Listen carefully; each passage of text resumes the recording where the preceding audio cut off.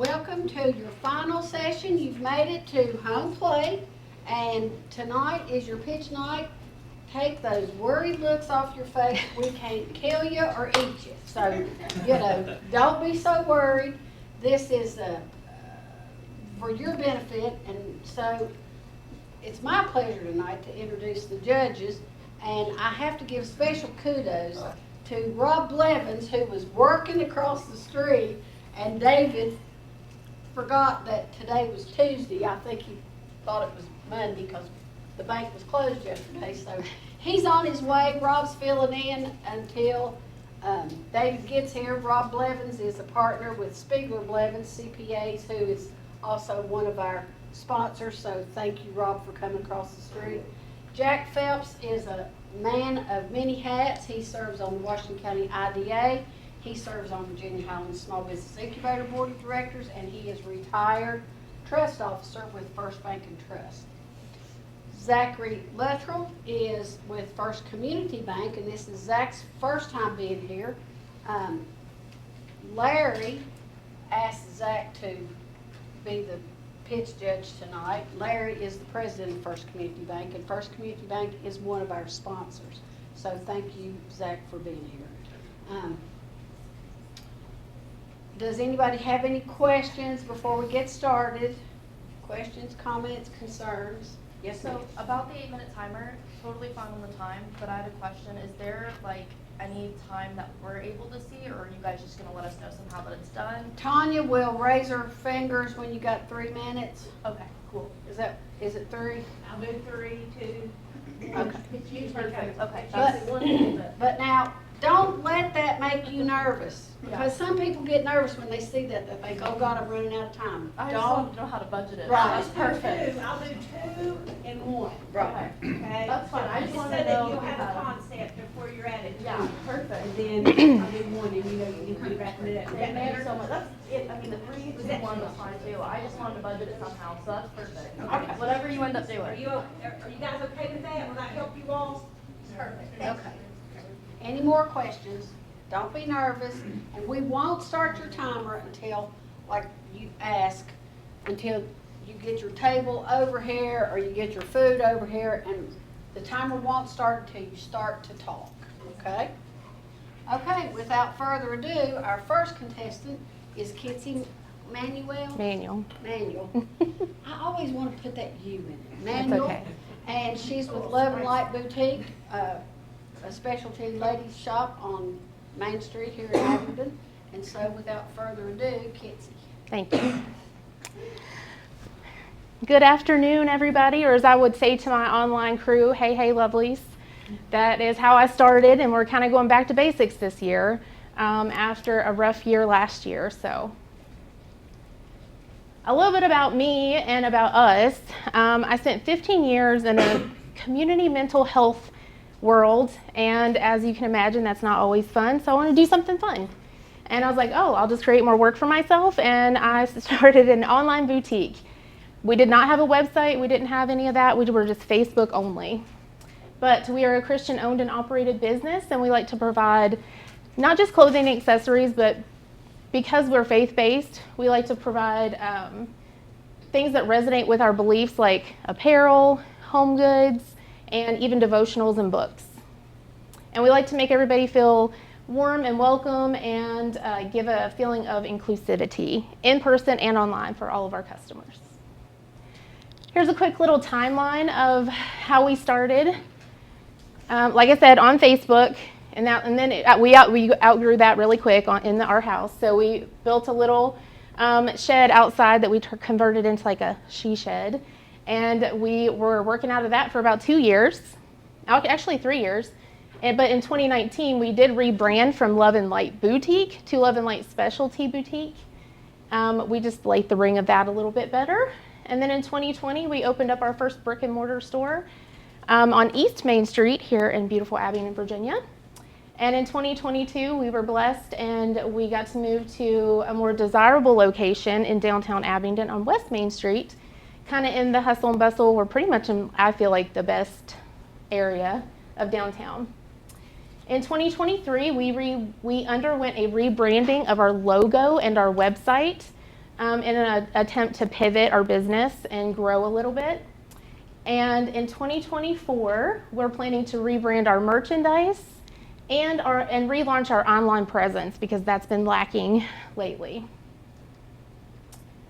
So our problem and what we're pitching for tonight, because what we need to work on, is our loss in online sales. We have lots of great foot traffic in Abingdon, but we're struggling with our time management and our lack of reliable help.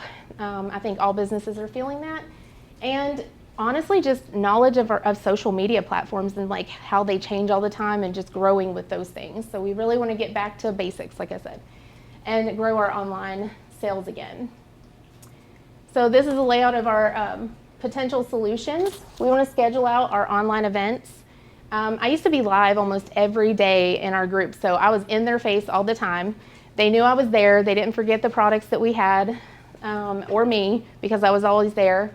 So we want to get back to doing online lives and just events in general. We want to recruit some interns. We got that from from the sessions in the challenge.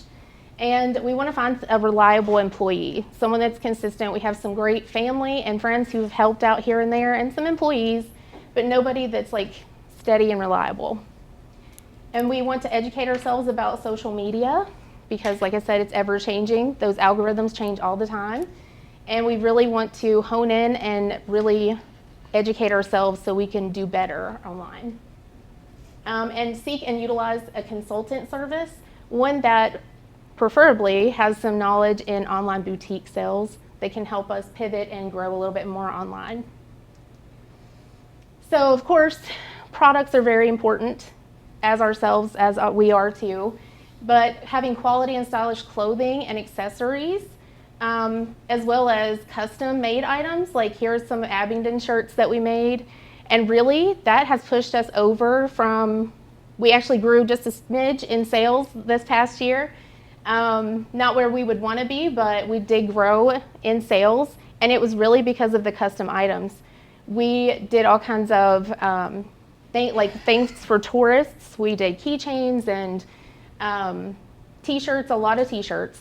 And then we also do a lot of corporate orders, so we've had lots of like 60 t-shirt orders, which is big for me, and really helped our sales this year.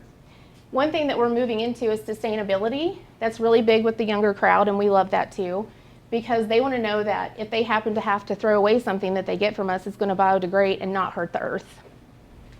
And then, of course, affordability.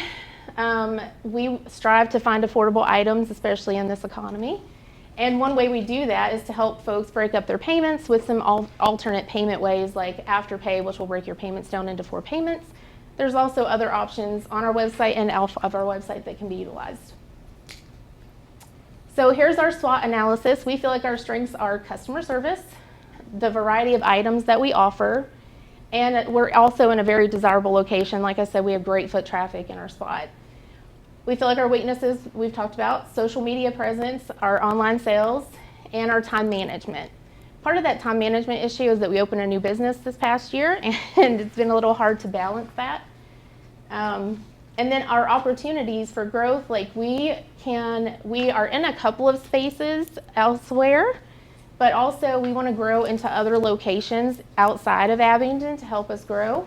And then our social media presence, we know we've done it before, we've built a great audience before, we can do it again. We just need to educate ourselves on how. And continuing to expand our custom items offerings. Our threats are the economic downturn, other local boutiques and clothing, and some staffing issues. Here's our marketing strategy for this year. We want to re-identify our target audience because we don't feel like it's the same as it was 6 years ago, 7 years ago when we started. We want to engage more on social media and run more targeted ads. We want to invest time in content marketing, especially TikTok. That's like big, and we are on TikTok, but we again are not educated enough on it. We want to utilize email marketing more and direct communication and promotions. We want to encourage customer reviews and testimonials. We used to do that a lot. We had a lot more before. We want to stay informed and educated about industry trends to adapt to our product offerings, like going to market in Atlanta, or next week we're going to the Norton Show in Pigeon Forge. And then we also want to analyze our data, our sales data, to refine our products. What's working, what's not, what's selling, what's not. A little haha, we wear all the hats, right, as owners. I do have a little bit of help. John helps me and my boys help me, but we do all the other things usually. That is it. Any questions, comments? So judges, if you have any questions, if, you know, we don't want to go a long period of time, but if you have a couple questions, we're happy to take those questions now. No? Thank you very much. Thank you. And our next pitch is Janet Meadows. Okay, I'm gonna have my assistant give out some handouts. Okay. I'm a teacher, so I have to have a backup plan in case my PowerPoint doesn't work. Yeah, I do.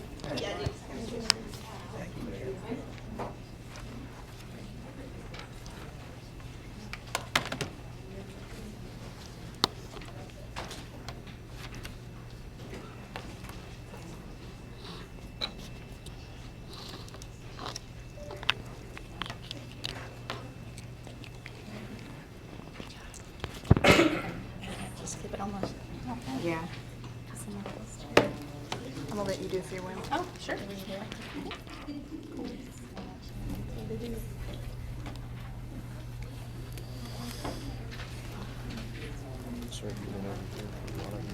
That later come in.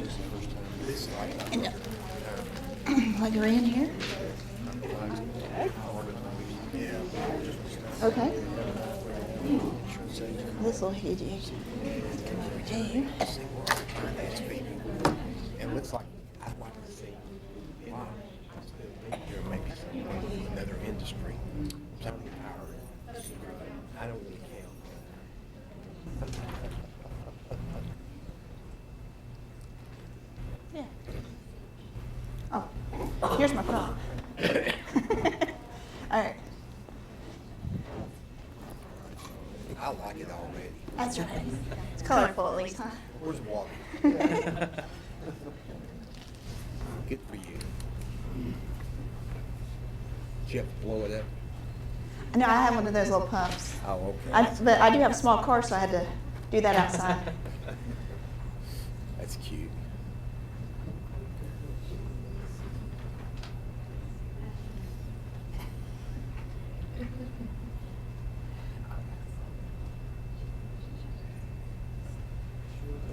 I'm bringing this up here, I'll forget to do.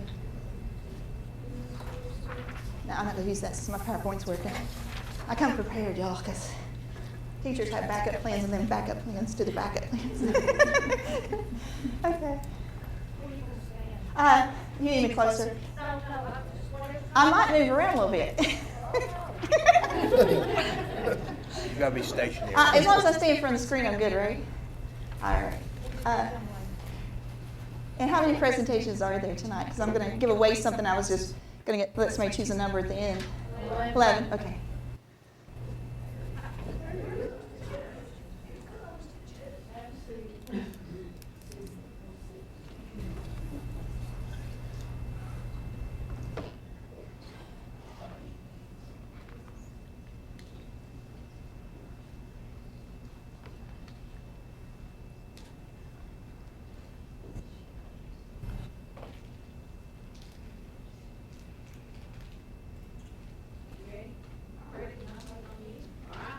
You ready? Hi, everybody. I'm Janet Meadows, and my business is Mendota Expeditions. It was established in 2021, and this is our logo. It was made by an art teacher who teaches at the same school I do. It's got me in the middle there because I was super excited to start my business. All right, this is just like a little bit of background. Basically, what we do is we allow people to go tubing from our location. They can go 1 to 3 miles, and we shuttle them back. This business was established on my grandmother's farm, and she was an entrepreneur.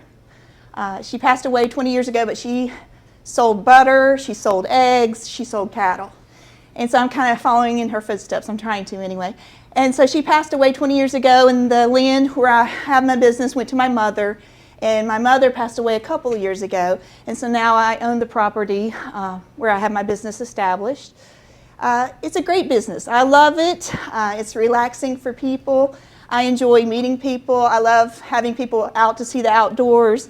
And every once in a while they catch a glimpse of an eagle even. So it's a wonderful place to be. And it's not an extreme sport. Anybody can do it. We have 3 generations who sometimes go, grandmothers, grandkids, and their parents. And this is just showing the flow. And these are my 2 daughters, my assistants, who are here tonight. It is a woman-run business, and I'm very proud of that fact. We do everything. And so you can see here, we manage big groups. My daughters help out a whole lot. And hopefully they're learning. These are some of our best advertisements. That first one, it was the first year I was in business. A couple came out with their grandchild and they saw an eagle. And they actually got it on video. So that really boosted me up. I was so happy that happened. And then up here is a birthday party that was held a couple years ago at my business. This is a big school group that came last year. This is just a family, a mother with a group of kids. And these are 2 of my best customers. They come out practically every weekend to do this. It's just like their way to relax. It's Carrie and Tina there. All right, what I really want to do is build this business. I'm not making a ton of money. I'm surviving, but I really want to build it. I want it to be a great thing out in Mendota. Basically, one of the main things I want to start doing is perhaps shuttling for the trail.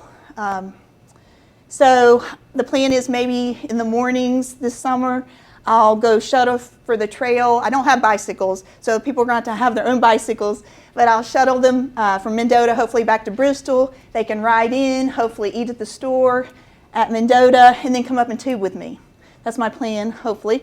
And one of my main reasons of wanting grant money is I'm hoping to build something at my business. I don't have a building. I rent a bathroom and I just have like a temporary setup daily. I go down and we put up tables and an umbrella and we make it an inviting place to be, but I'd love to have an outdoor classroom. And so that's what this represents. Plus it could serve as a rental for people to come out and be on the river for birthday parties or church gatherings or whatever. And so I'm hoping that could also add to my income in addition to shuttling for the trail. And I want to name that in honor of my grandmother, the Hensley Pavilion. All right, one of the things I am very, very proud of, I'm a teacher. And so 2 years ago, I started having a conference out there and actually had 2 last summer. I have teachers who come from surrounding counties even to this. The word is getting out and it's spreading. And basically what I do is they get to tube, of course, which they love that. But they also get to learn things from experts. Here is a hawk expert, Mr. Ron Harrington, talking to the teachers. And when he pulls out his ukulele and starts singing about birds, it's just like the best thing ever. So anyway, I'm just showing you there. It would be nice to have a classroom where they wouldn't have to sit on the ground, of course, too. And then other experts support my efforts. Mr. Michael Pender of the Wildlife Department in Virginia, he comes out, he identifies fish that we find. Just other experts help me too. This is the Muellers here. They come and talk to the teachers about the trail because we go trailblazing and tubing. And by trailblazing, we learn about the trail out there, and then we literally blaze the trail for a little bit and come back in, and then we head up and we go tubing for the day. So, and I thought the last thing I would do is share my commercial. This commercial was made by a teacher who came out the first year I did the teacher conference, and she's a master naturalist like me. She's a bird watcher, and she's come back and she created this video. She just voluntarily did this for me, so I'd like to share it with you kind of to end things today. So this is to represent my teacher conference. I'll show you what we're doing out there.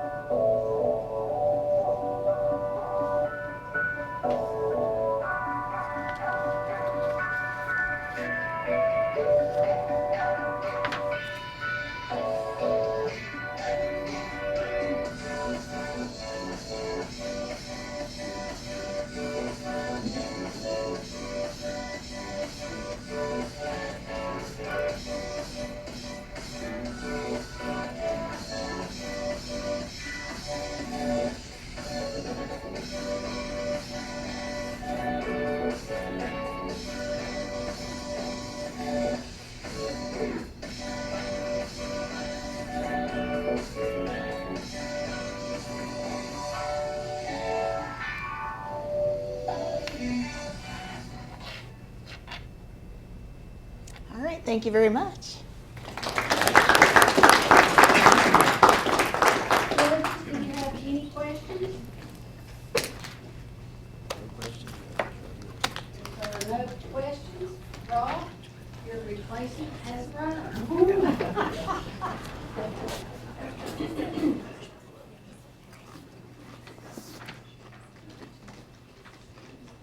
Oh, the one thing I forgot to do is give out this. And so, David, how are you? I sure will. Hello, buddy. You doing okay? How you doing? Doing well, Good to bud. see you. Could you give me a number between 1 and 11? Just close my eyes and give 3. A 3. Take care of it. Cassie, you win this. What is it? It's a free short-run tubing adventure. Hey, you into, man? Running late. How are you? That's all right. I'm glad you're here. Yeah. You just missed a real good presentation. I saw that. Yeah, she is really great. Did a great job. So Cassie is next.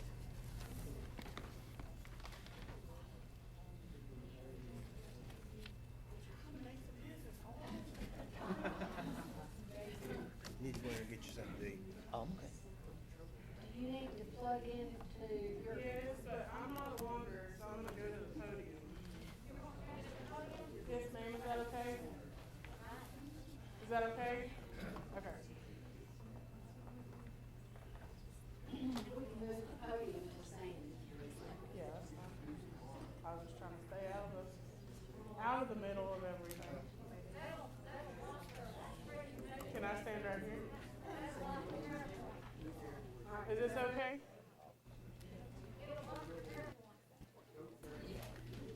Back it up. Thank you, Rob. I can't see. Oh, I need to plug it in. Hold on.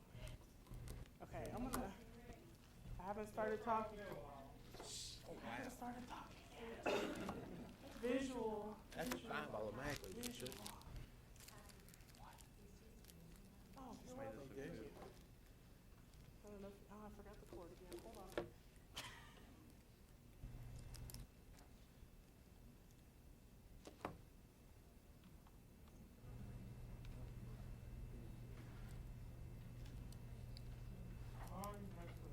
Oh, here we go. Okay. Thank you.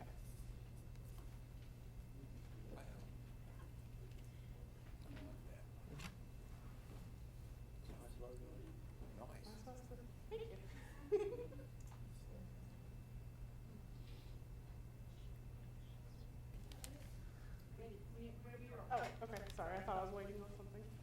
Okay, so, my name's Cassie Rowe. I'm here to represent Shaked. I'm the head baker in our business. I am a co-owner.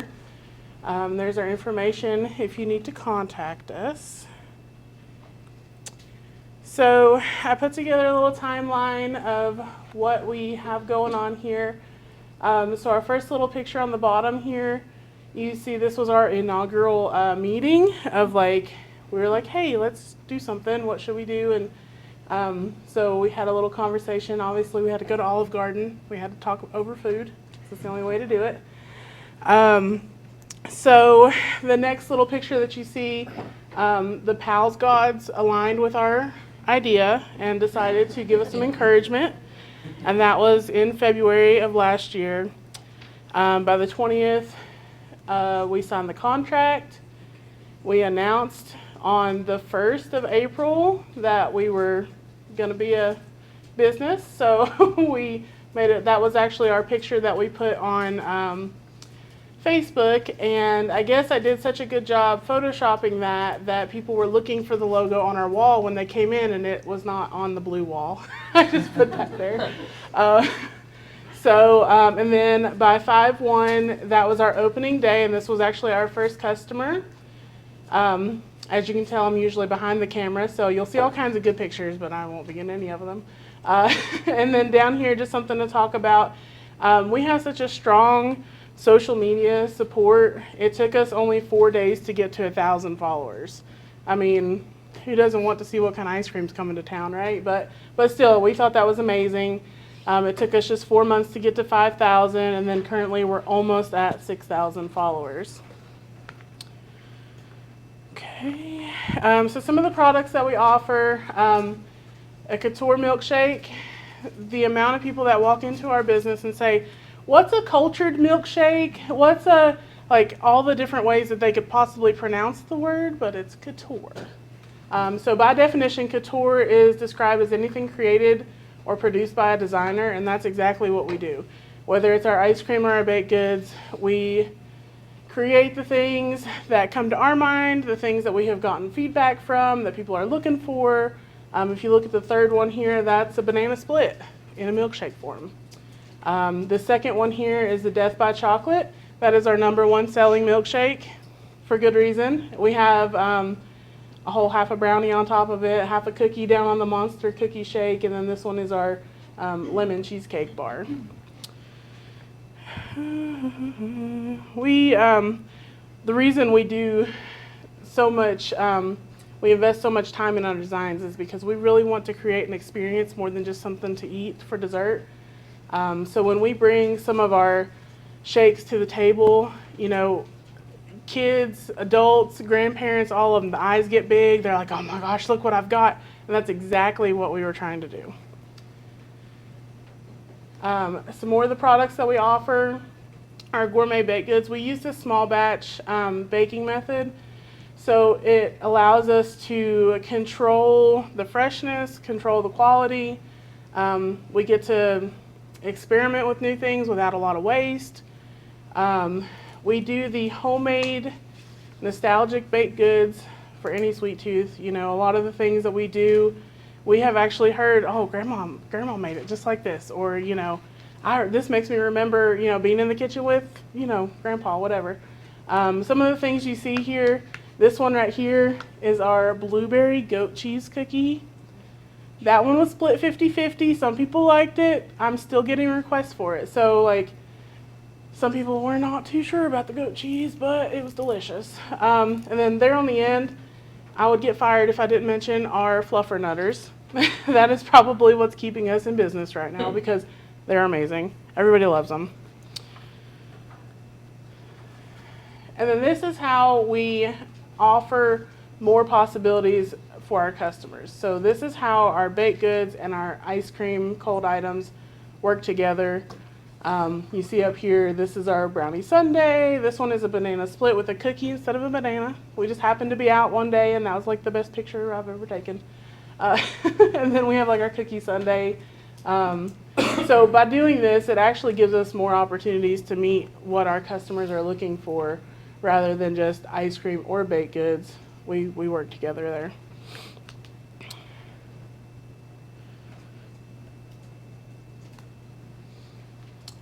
So we really play on our local tourism.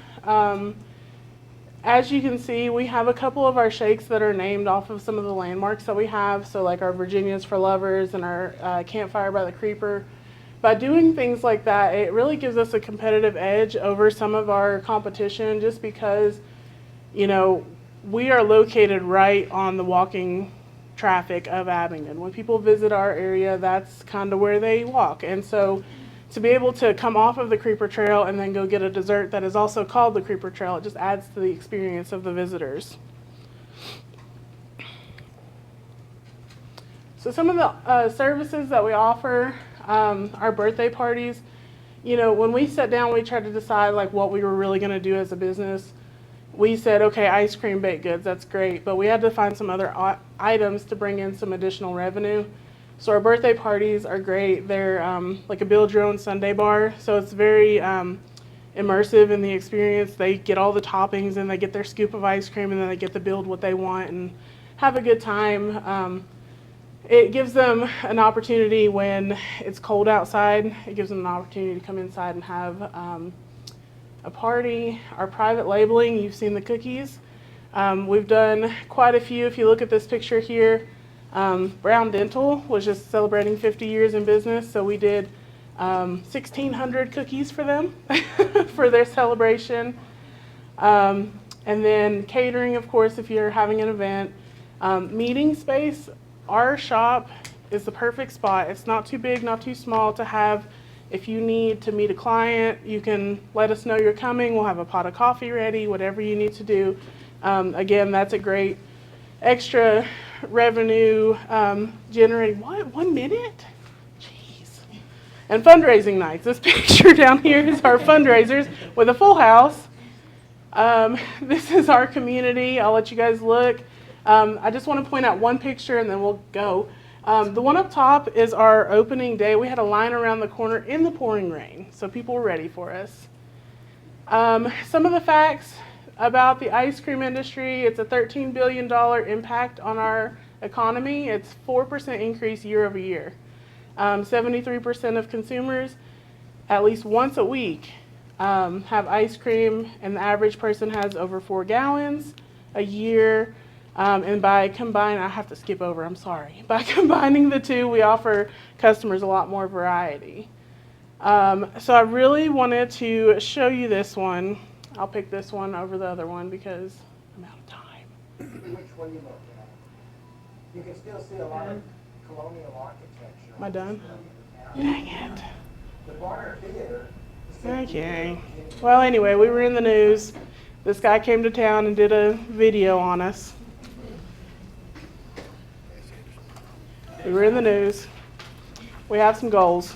I'm trying to get it done before she gets up here. What we're trying to do is get some branded packaging and let our people recognize our brand so that they love us and they see us and they want to come join us. And then Do you all, I'm sorry. our whole Can't team. let you keep going on, but do you all have any questions? Keep hitting the button while she's asking questions.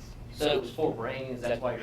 Yes, what we're trying to present tonight for is to have branded packaging. If you saw in the picture, I have contracted a company to do branded boxes for us, to have our logo, some cups that are branded.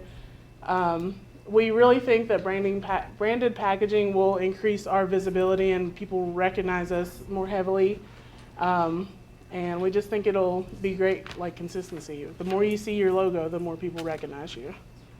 So do you have any local competitors? Is it like Bristol the closest kind of competitor with kind of the niche products, or is that? We do have some local competitors. I mean, with ice cream, obviously fast food, even though it's not apples to apples, people always look at the price, you know. But as far as quality, you know, obviously Anthony's has been around for a very long time, and we're actually located in his old location. So that was actually a benefit for us. That put us in the right spot for people to come and find. But really, you know, as far as that goes, and I could be wrong, but I really do think like Bristol, things like that. Any other questions? Thank you, Cassie. You're welcome. That's all right. If you're interested, I'll show you those videos later.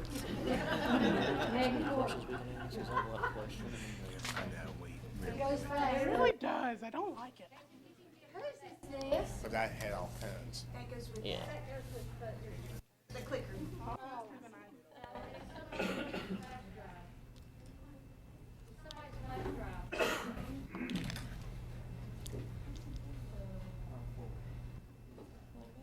I think that has to go with that. It says Kensington.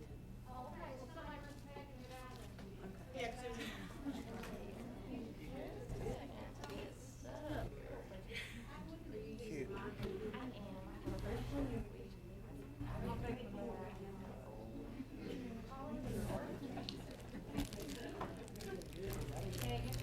I just have to, man. After Julie Oh, today, why not? I mean, you know, that's why they brought it, Jay.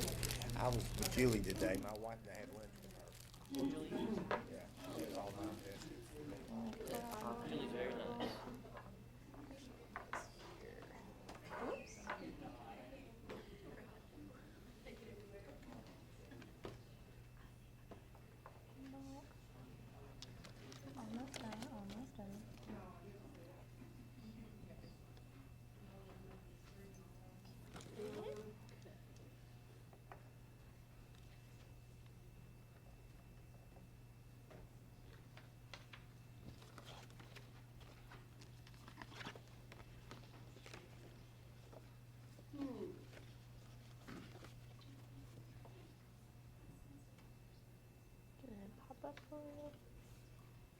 Well,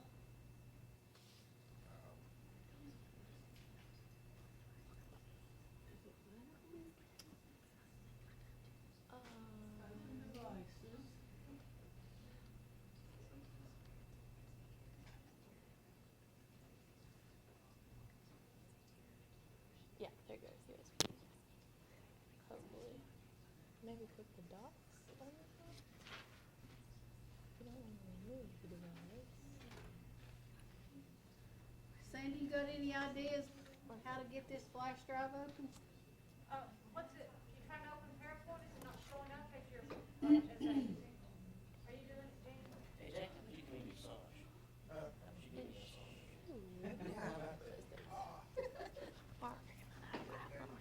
For you guys, this is our rack card. Thank you. You're welcome. You work out, eh? If not, I don't, my feelings, I don't work out my feelings.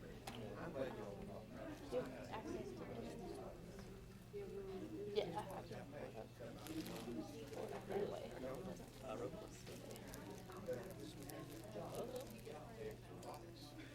Maybe just take a look at it down. Wait, is this one yours? Yeah, that one's mine.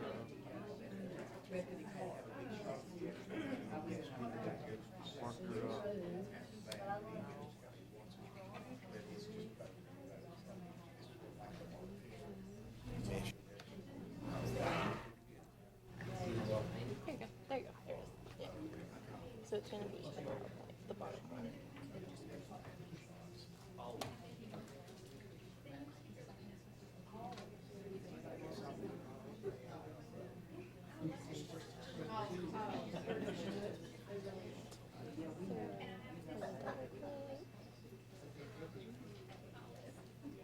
There we go. There we go.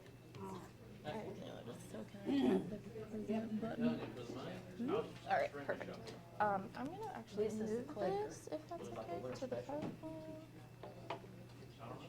Don't ask no bill. Don't ask no for your book. All right. Yeah, I'm gonna Try to get you This is a fun experience. Sandy, is this good enough? You don't ask no bill. Back, Oh, no. Good. here's the clicker. I haven't either. Okay, there's that, and I'm gonna zoom this man forward. We'll try it. Okay. All right, whenever everybody's ready. You guys ready? All right. Oh, one more thing, sorry. Let me grab this just so I can be aware.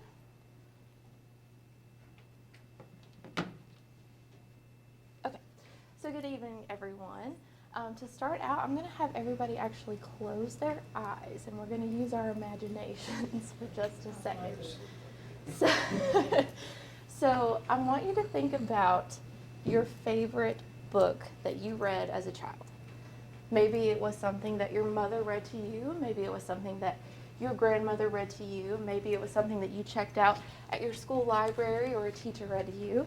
Get that in your mind. Think about the pictures that were in it. Think of the color. Think of the story, how it made you feel, why you related to it, what you liked about it. Now picture yourself walking down the street in Abingdon. You come across the Spring House, and inside there's a bookstore, there's a coffee shop, and there's a bar. So you get your coffee, and you're looking around, you're browsing the books shelves, and you come across that book that you haven't seen in a very long time. And you pick it up, and you're like, oh my gosh, I remember this when I was a kid. I love this book. And you open it, and you decide to buy it, and you take it home with you so you can share it with your family or your kids or your significant other or even just to have for yourself. All right, now open your eyes. So I'm Megan Boardwine, and I opened the bookseller with my husband this past May. We are a used bookstore with a focus in community engagement and repurposing and recycling. So right now we are seeing a rise in the global secondhand market. It's expected to increase, reaching $350 billion by 2027. Now we can attribute some of that growth to the younger generation, such as Gen Z and millennials, because they're looking for more affordable options, but they're also becoming aware of the negative environmental impacts that consumerism is having on the planet. So when we talk about the environmental impact of book production specifically, so book production in the U.S. alone uses 32 million trees a year, and that is just solely for book production. That doesn't include your other paper products like your copy paper, your notebooks, your planners, all of that stuff. So it's something to keep in mind. So something that we offer, gently used books.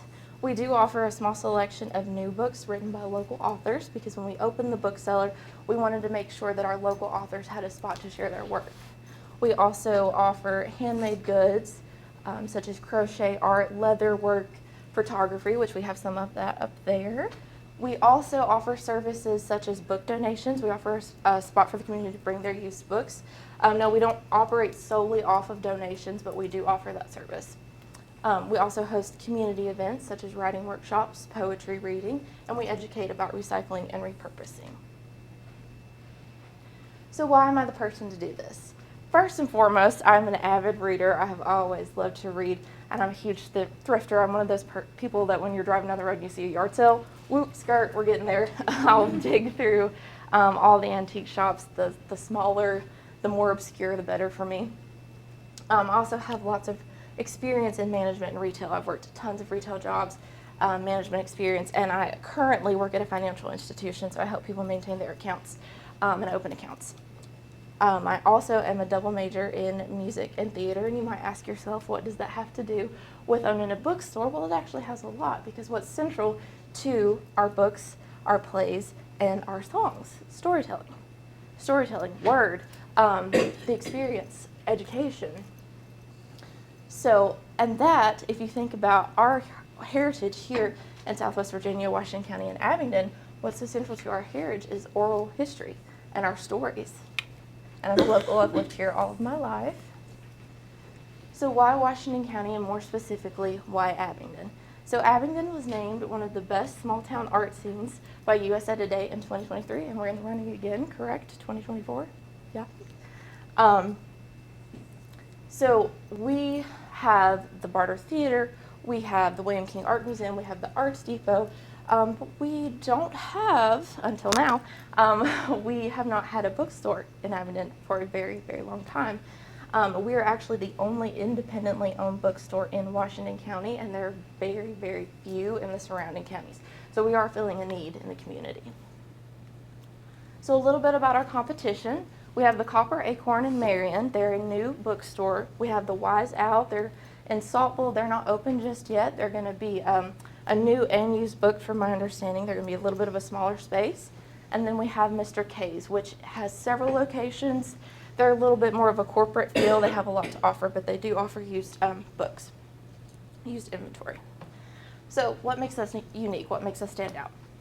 First and foremost, we are located in a shared space with a coffee shop and a lunch spot and bar.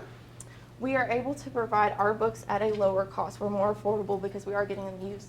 We're getting them at a lower price, so we're able to offer them at lower prices than our competitors. We also have access to an event space in which we house our writing workshops and our poetry readings and things like that. So our community involvement and partnerships. So if I can make this light work, forgive me, this right here. That's Mike Hennessing of History Alive Tours. He came and he did a storytelling in October. It was a little spooky. That was a really cool community event. We have just a small selection of our local author books, and this right here is actually by a local author named Damian Matthews. He specializes in Appalachian folklore and horror, so that is a book called Maverick, and it's about a vampire in Southwest Virginia. Thank you. And we have a partnership with Wolf Hills Coffee, who we share our space with. Well, we share the building with, I'll say. We cross-promote. We promote their coffee. They promote our books. So just to give you a little bit of an idea of where we started, this is what we started with, and this is where we are today. And there is shelving pictured around each of these corners that you can't see. And we're hoping to actually get some shelving on the outside of our space, too, in that shared space. So this is our wall, one of our walls on day one when we first opened, and this is kind of where we're at now. There's a few more things here. One thing I do want to point out, though, is that this shelf was on its way to a landfill, and someone was like, "Oh, you have a bookstore, would you like the shelf?" We were like, "Oh my goodness, yes, that's so much of what we're about." So I'm so proud of the fact that everything you see in this picture is repurposed secondhand. Everything is recycled. We've updated it, did a little bit of work to things, and that's what we're working with. Thank you. So I'll leave you with this quote. But here, none too soon, are the secondhand bookshops. Here we find anchorage in these thwarting currents of being. Here we balance ourselves after the splendors and miseries of the streets. Thank you.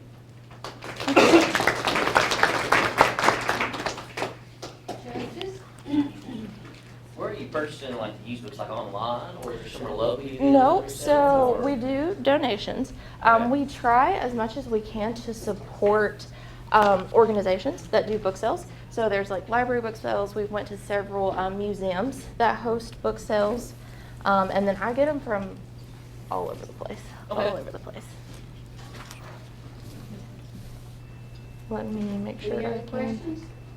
So, do you have like a rental program, or how does, or do I come in and just purchase the book? Mhm. Okay. Yep. Yep. I'm trying to. I was just informed by my husband that you have to tell the computer that you're taking a flash drive out of it. I didn't know that. It can apparently Yes. corrupt it, so. You absolutely do. I corrupted one, but I I did not know that. I just So, gave it that's Have you what tried I'm- turning it off and on? That's what I'm trying to do. I hate it when I Okay. don't do that and I do it and it works. That's what makes me really mad. when I Yeah, don't. Oh, I know. Whoop, thank you. But I hate, Jeremy, do you want to be?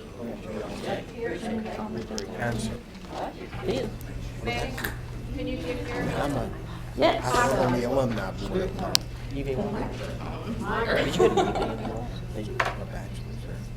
And Jeremy, just put it over here on your, yeah, that'd be great. You gonna hear me good.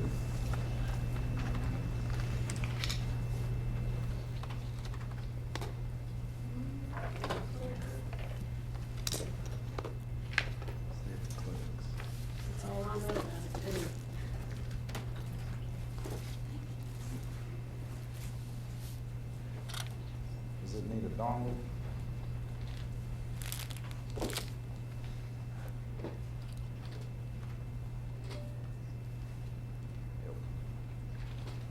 I'm getting tired. I'm gonna pass these around, so take a sticker, and then to save paper, you can scan this QR code, but you can read this.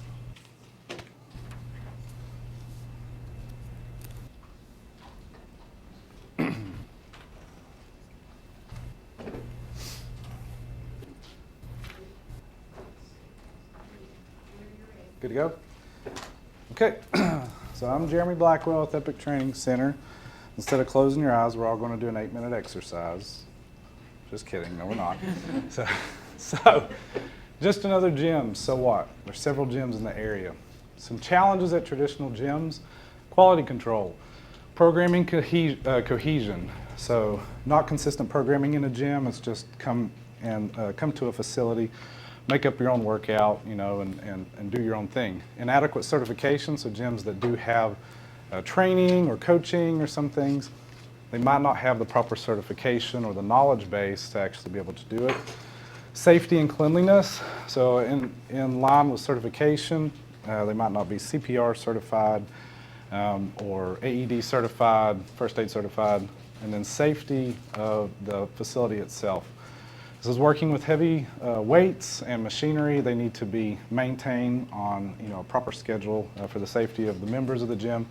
And then in a post-COVID world, cleanliness is key, so keeping a very, very clean gym facility that did close or almost closed during COVID. Some other challenges: no personalized experience, it's all on you. Lack of accessibility, not in the sense of like the ADA world, but more in that sense of youth, not programs for youth wanting to improve in their sports, or for the aging adult that's coming into like a functional fitness gym and they're scared and they don't think that they can do it. So not being able to reach those different person groups. Unfair contracts or fees, multiple years or hidden fees, different things within those contract mechanisms. And then just the over-commercialized culture. Not to pick on any of them, but Planet Fitness is a very over-commercialized culture. It's not personalized, to say the least. So what makes Epic different? So we have kind of 3 things that I focus on as a holistic approach. Obviously, as a gym, physical fitness is one, nutrition is the second part, and then focusing on recovery is the third. So we're going to go into these in some detail. Physical fitness, the core of our gym is group functional fitness. And the thing that drives that is certified coach classes. So our coaches currently, and I'll mention we are only 3 weeks open, so our coaches are currently going through CrossFit Level 1 training right now. That way we all have the same knowledge base for coaching. That way no matter what class you go to, you're going to get the same experience. And then quality programming. I've been doing this for 7 years, so I program the gym, and you just show up. And you have a warm-up, a strength, and a workout of the day. I use a ton of technology in my gym. So SugarWatt is the app that you use. You download it on your phone, and you can see on your phone the day before what the warm-up is, what the strength's going to be, and the workout to mentally prepare for it. And then on the screen to the left in our gym is a leaderboard to add a little bit of competitiveness if you wish, and then also videos on technique and different things to do with the workout. A closer look at SugarWatt. On the 13th, this just happened. You can see here was a leaderboard of a partner world that we were doing together. So WAD is workout of the day. And then over here is just an example of like a warm-up. So the warm-up that they would went through with the coach. On to nutrition. You cannot out-train a bad diet. If you didn't know that, you know it now. So as you get older, it doesn't matter what you do. Training-wise, you can't out-train it. So current state, we give dieting guidance and tracking your meals. Those are the two big ways to track your nutrition currently, but I want to take it a step further. My day job's in technology, and I love using technology. So here in Q2, we're going to be partnering with HSM, which is Healthy Steps Nutrition, to become certified nutritional coaches. And this is going to give us the knowledge base to give monthly free seminars to the community. It'll be very individualized and accountability. This is a very in-depth program. It takes about 30 hours. And a lot of commitment to get this set up. But really excited to bring this to the nutrition side of the gym. The third is the recovery. So current state, we give guided stretching, rolling, or smashing. I won't go into detail what that is, but it's a roller that you roll around on the ground with. And so this is to help push lactic acid out of the muscles for soreness. Sleep and hydration, how they're very important to your recovery. We have yoga on Saturday mornings to help with your mobility. And then pliability, we're currently implementing into SugarWatt, which is an at-home or in the gym, you can do basically stretching exercises using a guided video at your own pace. On the horizon for Q4, we have an unutilized storage space in the gym, and we want to turn this into the recovery retreat, and it's going to bring an infrared sauna and a cold plunge to the mix to give you a more holistic way to recover from the workouts and just day-to-day life. Other benefits of our gym, discounted products. I buy a lot of big name products at wholesale, such as Jock or Life Aid, Element. I get these in at wholesale, but I don't mark them up to retail. I just mark them just above wholesale. This is a benefit of being at this gym. It should be the cheapest place that you can get a hold of these products. It is done through a kiosk that I've put in the gym. This kiosk is how you check in. You can buy products or memberships. Buying products, you do not have to rely on a person or a coach. This is self-serve, so you grab the product and you can go check out and just stamps your account. Also, it's 24 access. You can use your phone to get into the facility. If you can't make it to a class, you can come on your own time. And then here we only give month-to-month contracts. I do not make you sign anything past a month.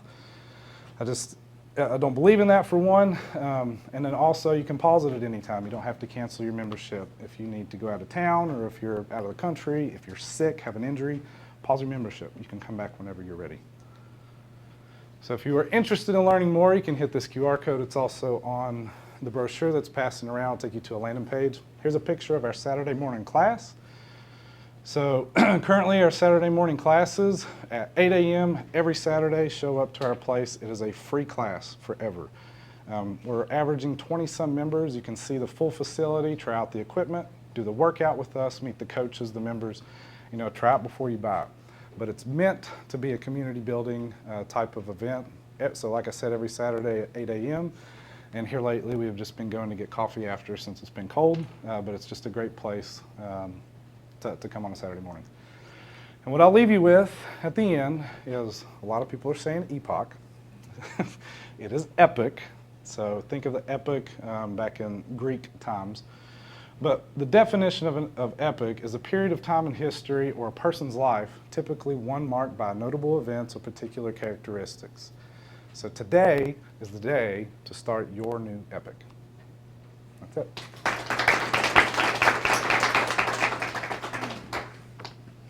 Judges, do you have any questions? What's the monthly membership rate? So that's on that brochure, brochure that's coming around. Yep. Yeah, I hadn't made it all the way Okay. around. Yep. So it's on that. And are you guys going to be actually doing individual meal preps for people, or is that something you're going to give advice on? So meal preps will not be part of the mix. It'll be the nutritional guidance that comes with it. Gotcha. It's one-to-one consultations and uses MyFitnessPal. So there will be guidance on meal prepping, but not actually doing the meal prepping for you. Yeah. Mhm.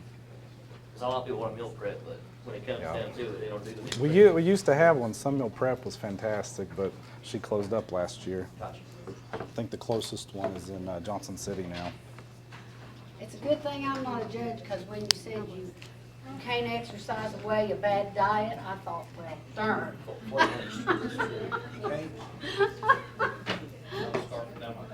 Thank you.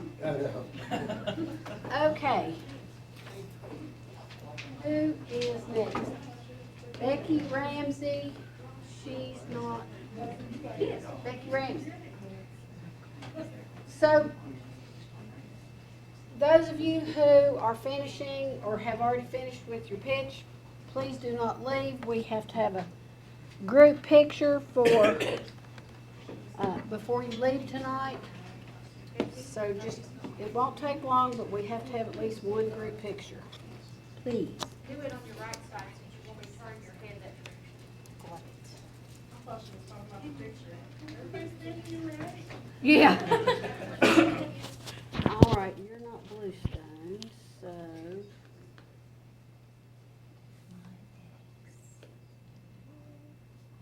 There you go.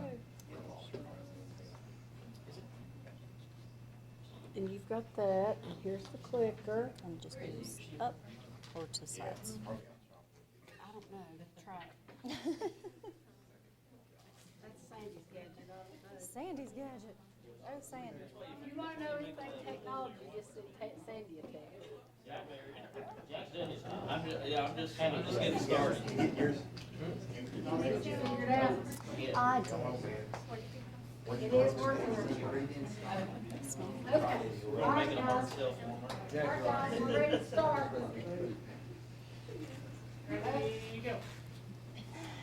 Hi, I'm Becky Ramsey, and I'm here tonight to introduce you to Wendell Gardens Pre-K Academy, where we are going to be the very first agricultural preschool in Southwest Virginia. So at a very young age, I learned that education is the key to escaping poverty. I very firmly believe in at-risk preparatory learning for young children. My mother was a single disabled mother. I grew up in welfare housing and apartment complexes. Farm life was not in my background. My father was absent due to a lot of struggles with addiction, and these things led me to be your typical at-risk child. But little did everybody know, I had some things going for me. I had wonderful grandparents who were very involved and supportive. I had a mother who, despite her difficulties with her disabilities, she was a wonderful mother. She read to us every night. I don't know if you guys have children at home, but reading to your kids every night, it can be hard after a long day. My mother was an outdoor mom. She did not fear picking up a snake. We raised tadpoles in the fish bowl on the counter. We did everything outdoors, riding bikes, skating, fishing, camping. She was that mom who did it all for us. My mom, I tell you what, she prepared me for success academically entering school, but also just for life in general. My mother passed away in 2017 at the age of 57, which was very young due to her disabilities. And so I kind of fell into pre-K learning. I've been in education for 20 some odd years and found myself, after 10 years of public education all over the Southeast, teaching in China for Disney, of all people. And what I learned from them was that experiencing learning is what fuels passionate learners that are ready to learn. From there, when I moved back to the States, we got an itchy bug and headed out west, where I ended up running a preschool ski class as their lead director for ages 2.5 to 4.5 non-potty trained skiers. Yes, you heard that right. Now think ski suits. 2.5, 4.5. You've got me. Also, remember, I grew up in Florida near Disney, so preschool ski education is probably about my level of skiing anyway. Worked out very well. But I realized very quickly to connect your mind, body, and also fueling it with real life experiences. So, education has changed greatly from the time when I went through it and also in my last 20 years of being an educator. And what I feel we have done is unfortunately taken away a child's ability to feel empowered and confident. In 1979, this was basically what we thought of was ready for kindergarten and formal education. General awareness of what's going on around you, outdoor play with other people preferably, and physical coordination. These things prepared you for kindergarten. There was only 12 skills, by the way, and my favorite one of the skills on the list from 1979 was, can your child alone navigate 4 to 8 blocks from their home to a school, playground, or friend's house? To me, that is a CPS call these days. Let's go ahead and look over at kindergarten readiness today. These are just the areas, and underneath all of those areas are multiple skills that we test children on at the age of 6. How are we going to inspire and empower children and get them to love learning if we, from the get-go, don't have them prepared to learn? Well, why is any of this important to any of us? Well, it's important because those at-risk kids, it leads to societal issues. Poverty, anxiety, depression, emotional dysregulation, underemployment, criminal activity, and addictions. This impacts us as a whole. Our kids are our most important thing. So how are we going to fix this? Well, we're going to take the kids back to the farm. Farming is the very first STEM education. Before that was a hot trending topic, we were already doing it. Science, technology, engineering, mathematics, building, art, creativity, all of that took place at home in real world experiences that empowered our children to know that they were capable and they were confident. So we're going to go to a play-based hands-on learning. There is nowhere better to do that than on the farm.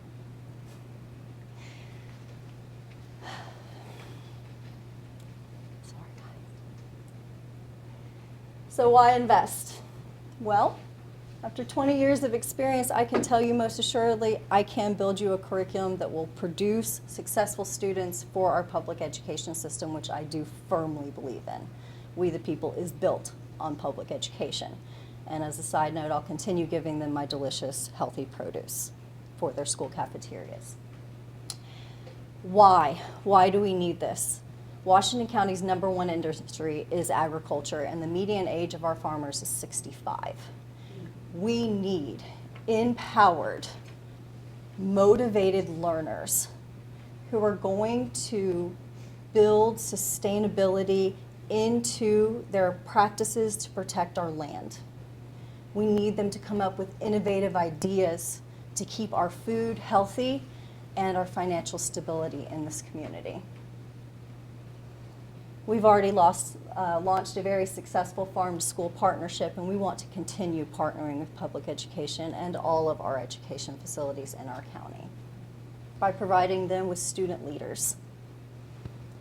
Also, we are 3 miles outside of Abingdon proper on 34 acres, and I believe that this offers us a diverse way of teaching basically anything we'd like to teach. We could go down to the pond, we could head to the woods. It is an unparalleled learning environment, and I believe the best one for our future. So to close everything out, an investment in Wendell Gardens Pre-K Academy is an investment in the future of Southwest Virginia. Thank you.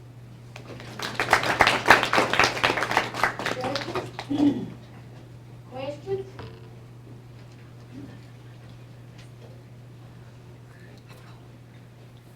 Okay. How many students do you have now? We will be using all of our grant money and funds to be building brand awareness and doing a soft launch with a summer programming. Okay. This does have to be very coordinated. We have to be certified and accredited through the Virginia Department of Education. This is going to be a lengthy process in order to provide the facilities that our kids naturally deserve. House is this on Windmill Road. What was that? Is this on Windmill Road? Yes. Where is it past the culvert?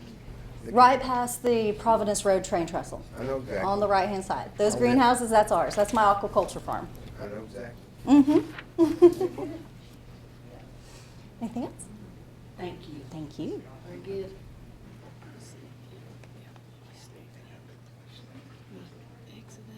Mm-hmm. There we go. Okay. Who do we have next?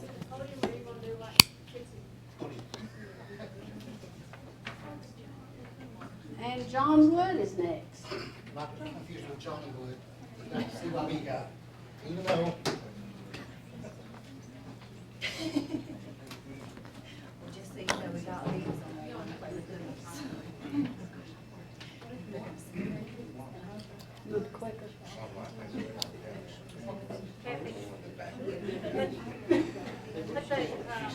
Is it this phone? And John, put it on your left, since you're looking that direction, please. Thank you. Keep everybody away from the thing. He's right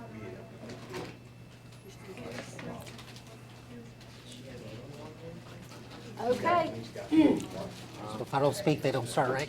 Can you speak up a little?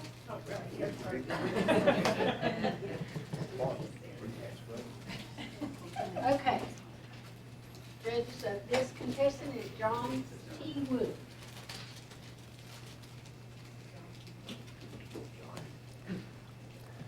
Hello, my name is John T. Wood, and I am presenting and pitching Emporium of Abingdon.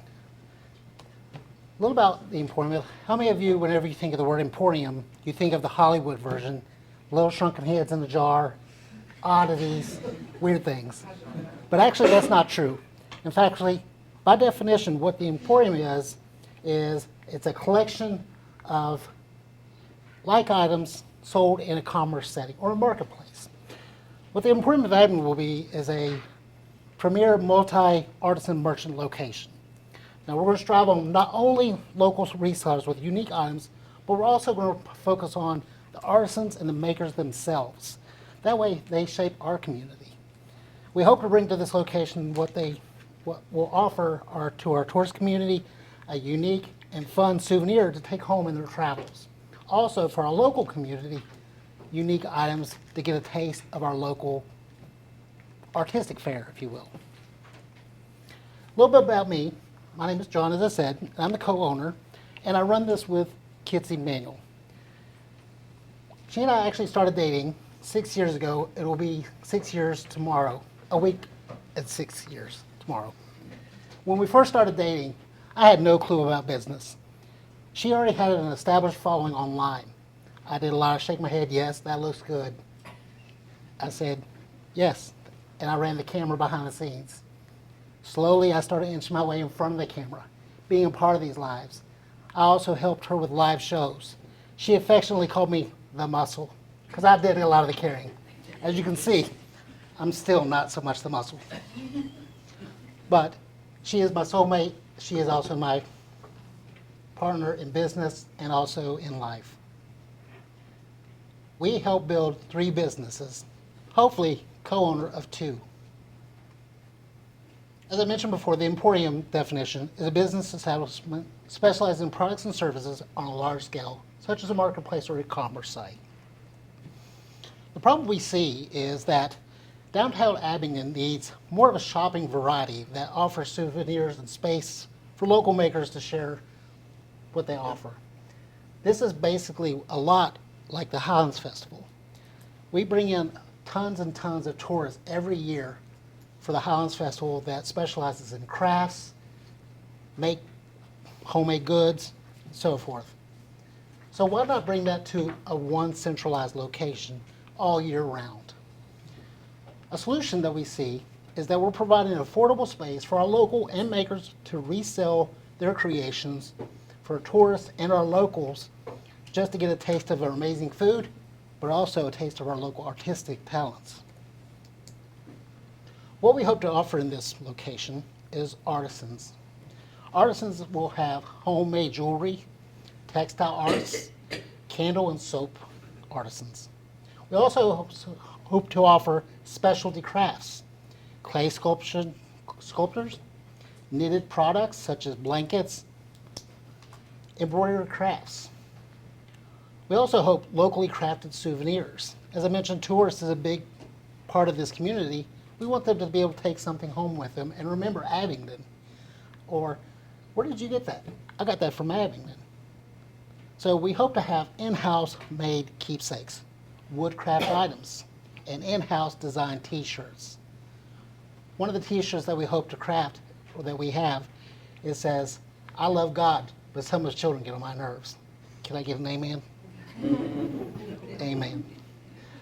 Last thing, we hope to have curated resale items, such as local author books, inspirational gifts, and other giftables. Our SWOT analysis that our strengths are, as you can imagine, me being the talker that I am, strong customer service. I have a very strong background in customer service. I can talk to anybody. I'm no stranger. Amen. We also have a large offering of souvenirs, locally made goods, and we know the makers in the area. Unfortunately, we do have weaknesses. The weaknesses that we have is that we're looking for a desirable location. Just like other businesses, location is important. So it's important for us to find the perfect location to make sure that we grow successfully. Being a startup, this is something that we've not had an emporium location in a very long time. So this is initially starting over. So that is a weakness because we're learning as we grow. The opportunity that we have is we know a lot of artisans, a lot of makers that are willing to come in and be a part of this and grow with us and share with others. Threats that we have are other similar small businesses. Of course, the economy that is taking a toll on a lot of people these days. And last, staffing. As I mentioned before, right now, it's just Kitsy and I. We are hoping that we will be able to hire a part-time employee. Some of the statistics that I found is that in 2023, from January 1st to December 31st, Abingdon had 1 million visitors estimated, 1 million. Now that's pretty good considering Abingdon's population in 2023, according to the Census Bureau, was just over 8,300 people. That's with an increase of 0.07%. Visitors Data Market is Abingdon is a 5-hour drive market tourist destination, which that means we have an area that people will drive within 5 hours. As I mentioned, the Emporium is going to be an important part of the area, and we want to be a part of that. So thank you for your time. I'm open to questions.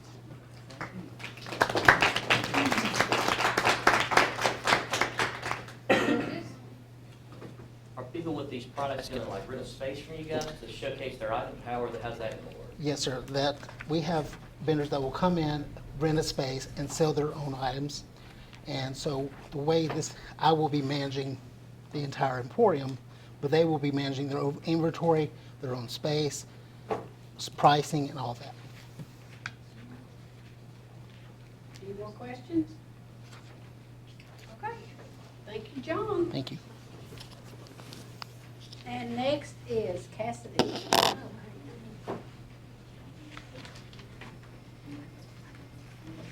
you, sir. Are you doing the podium? Yes. You need, I'll be on the podium. okay.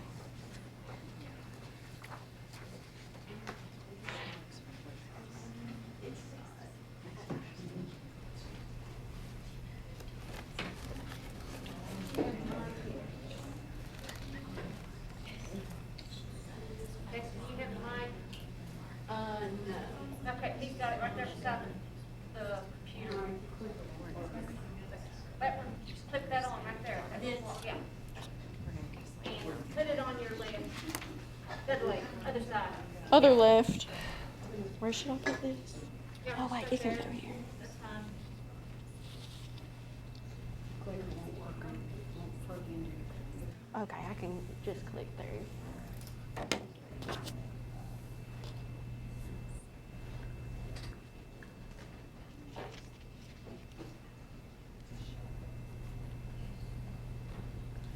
Okay, are we ready? Okay, everyone. My name's Cassidy Case, and me and my partner, which is Gabriel Hunsaker, he couldn't be here today. We are forming a multi-member LLC, so this is a true startup. I've been working in the industry for a while, probably about 5 years as a medicinal herbalist. But a little bit of a background is I'm a holistic health practitioner. I started off in pharmacy school, actually in Grundy, Appalachian College of Pharmacy.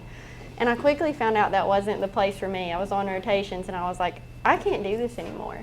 I was like, pharmacy's great for acute situations, but I feel like I'm not where in my niche. So I quickly ventured off and I panicked and I spoke to my mom and dad that Christmas and I was like, I'm not going back. And they're like, well, you better figure it out. And I so luckily ran into some people that really directed me in the right direction, and everything transferred over to a globally recognized naturopathic school. So I got my drug list practitioner license there, and my partner, which is Gabriel Hunsaker, he finished the pharmaceutical program and now works as the pharmacy manager at CVS in Marion. But we kind of came together, and we both have the same, aim and want for the community. There's so much potential in Abingdon. So we kind of want to come together and make everybody healthier and happier, but holistically healthy. We're going to provide a combination of custom holistic general health services tailored to meet unique needs of everyone. So no one's the same. Everything's recently been treated as cookie cutter. So that's our goal, to kind of avoid that. We're going to be working on solving a huge problem that we all kind of have seen, I'm sure. But there's an increasing need for holistic medicine and preventative solutions. Many people are struggling with self-care, being able to eat the right diets, which is also contributing to autoimmune issues and poor health, lack of exercise, of course. And one big thing is polypharmacy. We sat down and really talked about it. People are being prescribed all these medications, and the doctors really don't know what they're prescribing. And Gabe personally has had a lot of people come in and he's like, you don't need to be taking this. This reacts with every other drug you're taking, and you're taking like 7 that it interacts with. So a lot of times he's called back and been like, hey, we need to find a new route. So we're going to work coincide each other to fix this and hopefully remove the pharmaceuticals that aren't necessary and get people on a healthier path. Our solution, our business is going to be tailored to helping the community take control of their health. So we're going to be very community-based. We're going to restore holistic balance to clients through individualized plans using general medicine, which will be a big part of him, naturopathy, homeopathy, massage, and nutrition. So in our solution, we would like to offer a lot of different types of varieties of holistic restoration, which would be, we plan on purchasing a PNEO machine, and that's a metabolic testing equipment, and you'll put it on, you breathe for like 10 minutes, and it tests all your biological markers by your breath. And so once that's finished, it'll spit us out some information, and we'll make diets and nutrition plans that's going to help longevity, and it'll show us directly mortality rates and kind of what's going on in your DNA. So we can hopefully reverse it before you have to face any chronic issues or autoimmune problems, which is huge right now. Also, we're going to also be wanting to purchase, it's called a Hawkett Plus, and it's a type of ozone therapy. The closest one in our state is in Richmond.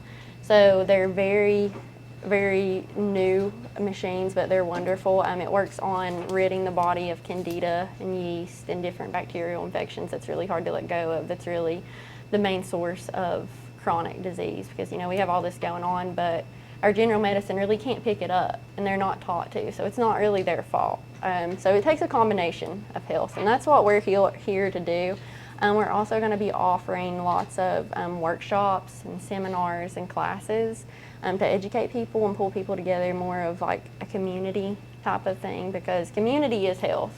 If you're secluded, as we all seen during COVID when we were all alone for almost a year, a lot of mental health went straight down the drain. Antidepressants, anti-anxiety medications are way overprescribed now, and they're just kind of throwing that on everything. So we're going to work in a way to help mental health as well as your physical health. And then we're also going to be offering functional diagnostics, which is a different way of testing blood work than your general doctor. We'll definitely be doing the general type of blood workup too, though. But we read it in a different way. We'll look at it on a smaller scale, and if one thing's out of line, we'll try to pull it back down and get it to match specific enzymes that will get you past the marker of bad health. And our target market will be people interested in integrative health, those seeking Eastern and Western care, health-conscious consumers that want a new form of health care, and patients that really want a drug-free option, which has become very popular, like I said, since all these viruses and then COVID's went around. We've all seen natural medicine is what really got us through. High doses of vitamin C and quercetin. And then also the competitive landscape. One of the main competitors that I guess we'll really be facing is more or less online holistic care. That's become a really big thing within the past 2 years, because it's really hard to find holistic, integrative care that people can afford. So that's one thing. Our solution, we feel like we will be a little better because we're going to create that interpersonal connection, and we're here every step of the way. Funding, it'd be ideal. What we kind of would need to put in there is about $70K. It's going to help us attain the holistic equipment and therapies needed just to give everyone the care they're needing at the right price too, because we are going to work it to where your first visit isn't $2,000, because that's just insane. Because I know coming out of pharmacy school, my digestive system was an absolute wreck, and I went to a naturopathic doctor, and it was $2,000. I was like, I can't do this, and that's what really put me on my road to health. But I see clients now, and I do payment plans, and I let them send me what they can per month, as long as they sign paper. Eventually, they will pay. But we do work out. We give them base price for everything. And sales channels, we've projected that we will grow as the years go. It's really an industry that has no cap. Growth options are, through the roof. Like I said, the closest places and centers that offer this is Richmond. So our area is really in desperate need of it too. We're going to be offering, and then as well, we want to add jobs to the community.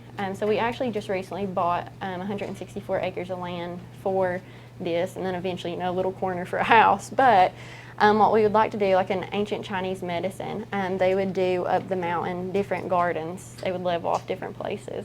And so the water would run down and water each one, so it kind of takes care of it. But we would like to do agroforestry and have people really involved. Very interesting, thank you. Judges? Would you be billing insurances, or would it be like a subscription, or how would you guys? My mother actually has an insurance company. So right now she's working on seeing what insurances we can bill. And there's actually a few that have kind of been more open to it. So we are going to be billing insurances that will allow it.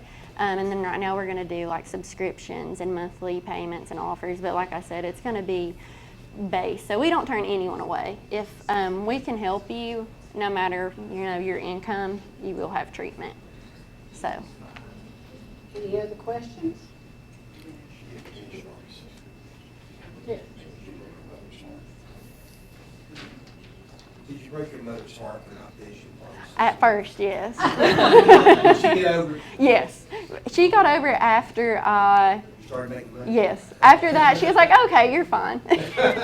But yes, at first she was like, what are you doing? She's like, you've dedicated half your life to this so far. And I was like, well. Yeah, get the other kid. So I was like, but here I am.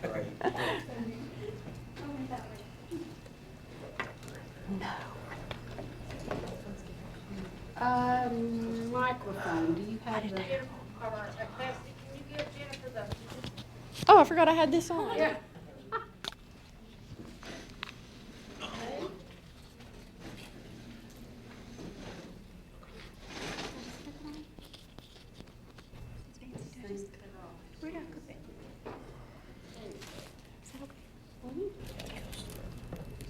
Started, instead of billing insurance companies, he does a subscription monthly. And they don't do bill insurance at all, they just pay like a monthly subscription, and that's how he operates. It's interesting.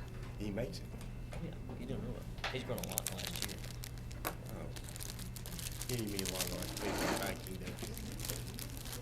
Well, lots and lots of people too. Yeah, I know.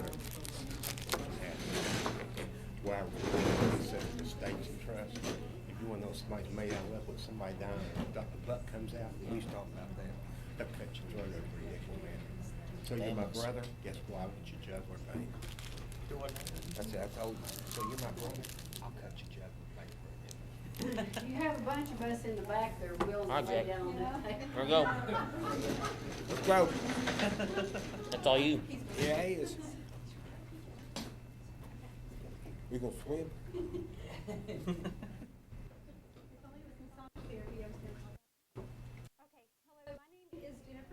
And I am the audiologist and owner, along with my husband, of Bluestone Hearing and Tinnitus Care in Abingdon. We opened this practice in June of 2023, so it is a brand new audiology practice. Currently, the services we provide, we offer adult comprehensive audiological testing, cochlear implant candidacy and mapping. We do hearing protection, lots of different custom and just over the counter. We do occupational hearing conservation. We work with a lot of the big manufacturers in the area to do their hearing conservation. We also do what kind of sets us apart. It's a couple of things. We really focus on tinnitus assessment and management. And I feel like personally, our mission is really to offer affordable, personalized hearing health care. And affordable is the key word there. This is our target area. It's like a 10-county area, and that hasn't changed since we wrote our business plan last year. This is still our target area. But the reason we entered this competition is we had a 3-year plan to add vestibular and dizziness testing to our practice. And since we've been having patients come in, we've realized that the need is now. So about 50% of our patients presents with some type of dizziness. I just want to reach across the table sometimes and say, gosh, I really wish I could lay you down and treat your dizziness today, because it's so bad.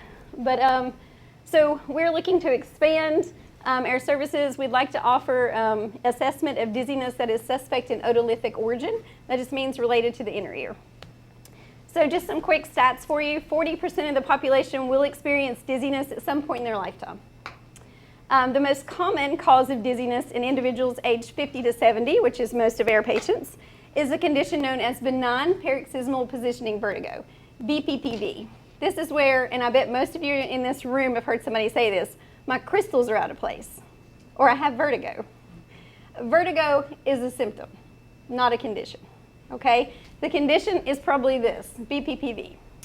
BPPV accounts for 50% in that age genre, but it's 17% of all dizzy patients. The youngest I've ever had was an 8-year-old that got knocked down by her dog on the sidewalk, and so I had to treat her.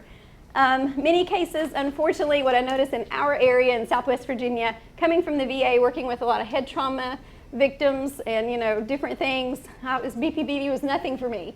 But then working with patients now just every day, I see that a lot of it's going undiagnosed, misdiagnosed, and just treated poorly.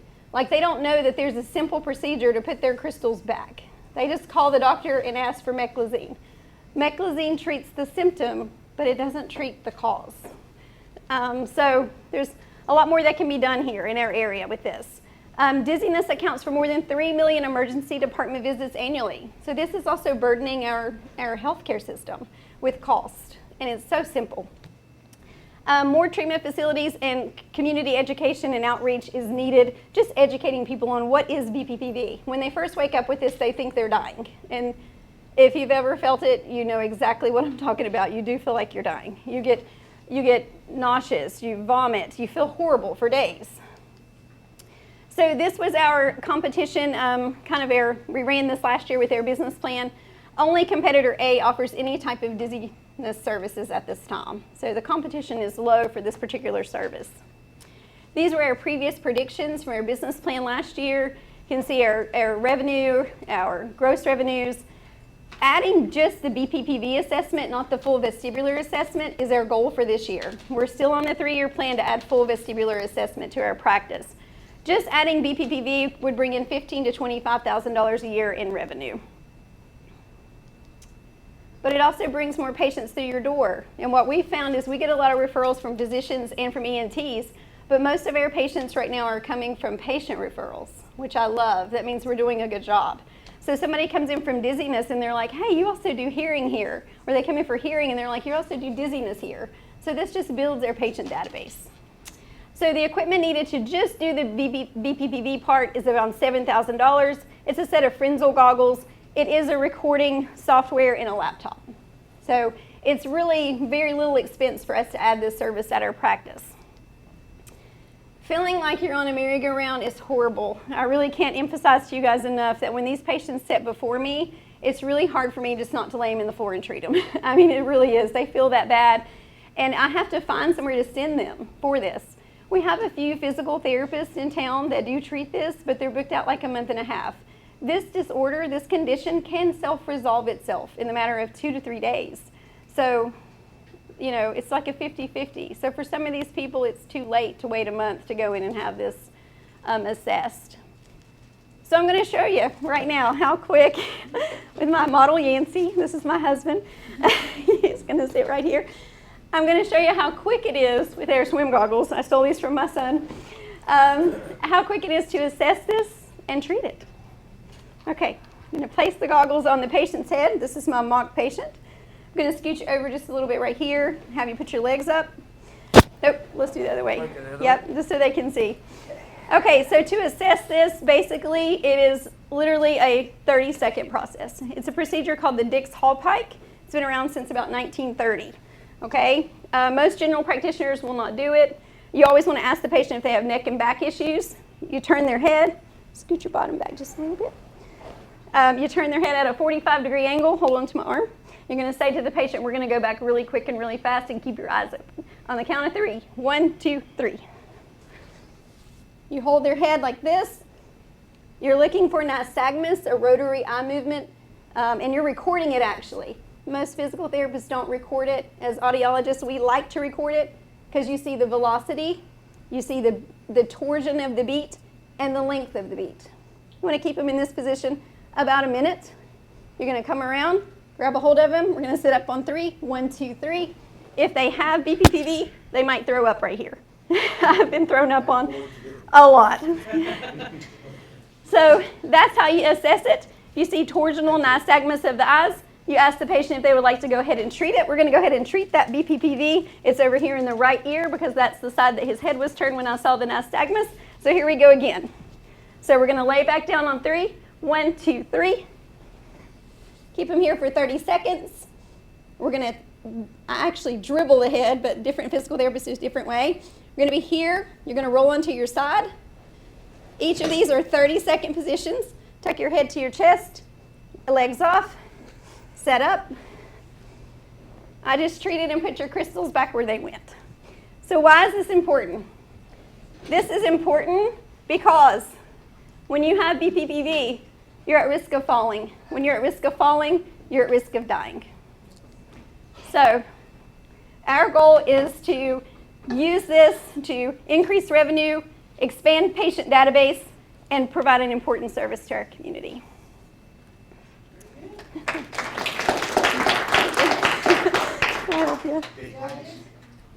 Say it again. Did he pass? Yes. Like a failing husband. Is there like a subscription fee for the software to go with the goggle, or is it just a one-time expense? Well, it's actually just it's a one-time expense, and it just records it and allows you to measure the nystagmus. I had a video of the nystagmus, but I went a little bit over. If you see it, it is the coolest thing you've ever seen in your life. It beats Like your eyes literally are beating. So it's really not a fun feeling. Gosh, so they would just record the whole process. Yes. And I don't know of a single person in the area that actually records it. I like to actually show it to the patients. Nikki, you're next. Thank you. Thank you. I hope he's taking you.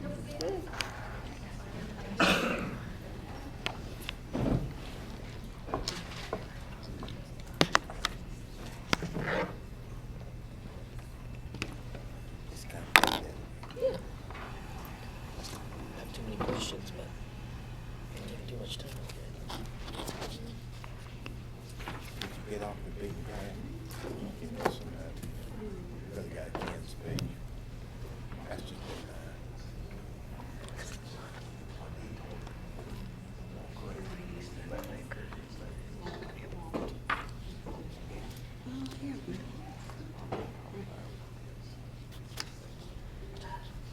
oh, he's got a cat.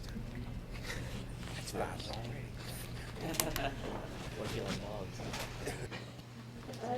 Okay. Ready? As I'll ever be. All right, so my name is Nikki McNew. I am with Alley Cat Cafe and Lounge. We are a social and event space. We provide private and public events. We also want to get to a point where we can offer fundraisers for those in need. And then we also offer a unique social environment. We double as a foster home for adoptable felines. So we provide a home-like setting for shelter cats. That gives them the opportunity to socialize with potential adopters in an environment that they are comfortable in. We work closely with local rescues. We provide support for foster needs, assist with opportunities for public education, and then encourage networking among the pet and rescue community. Some rescues that we are currently partnered with is the Animal Defense League of Washington County, Dos Rios Rescue out of Bristol, Tennessee, Two Gals and a Clouder of Cats, and Are You Kitten Me of Johnson City. So approximately 3.1 million cats are introduced into the shelter setting every year in the United States. Nearly half of them are euthanized due to several issues, but the most common are overcrowding, medical conditions, and the inability to be adopted. So cats in a shelter setting are at a higher risk of developing behavioral and medical issues directly related to the stress of living in a shelter setting. Behavioral issues include resource guarding, which is guarding food, toys, bedding, aggression, and anxiety. And then medical conditions include digestive issues, skin and coat conditions, weight loss, genitourinary problems, upper respiratory infections, and also communicable diseases. So what sets us apart from the shelter setting is that cats within our care free roam throughout our lounge. That gives them the opportunity to interact at will with people who are visiting and looking to adopt. This contributes to positive interactions between the people and the cats, increases their confidence for future social interactions, and in turn gives potential adopters a chance to see how cats interact in an environment that they're comfortable in versus being in a shelter setting where they are stressed and very uncomfortable. This increases the possibility of adoption, and it also greatly reduces the chance of returns to the shelter. We have a variety of people of all ages and backgrounds who are interested in our business. So not only do we cater to potential adopters and cat lovers, we've noticed that they also bring their friends and family members in for events and opportunities to meet the cats that we have. And we do offer a variety of events catered towards the community of people who enjoy arts and crafts.